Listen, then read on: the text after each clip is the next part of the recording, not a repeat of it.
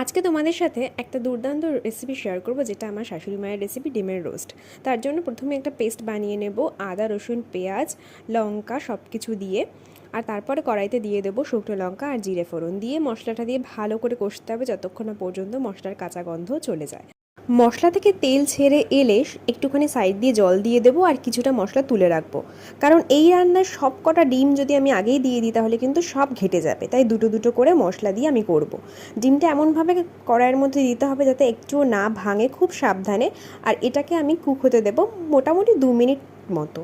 তারপর ঢাকনা খুলে মাঝখান থেকে কেটে ডিমটাকে খুব সাবধানে উল্টে দিতে হবে। লাস্টে গরম মশলা দিয়ে জিনিসটা পরিবেশন করো, যে কোনো রুটি পরোটা বা ভাতের সাথে ভীষণ সুন্দর লাগে খেতে এই পদটা। তোমরা বাড়িতে ট্রাই করে অবশ্যই জানিও কেমন লেগেছে। আর এই ভিডিওটা ভালো লাগলে একটা লাইক করে দিও আর সাবস্ক্রাইব করে যেও আমার চ্যানেলটাকে। দেখা হচ্ছে নেক্সট কোনো শর্টস। ততক্ষণের জন্য বাই বাই। সবাই তোমরা খুব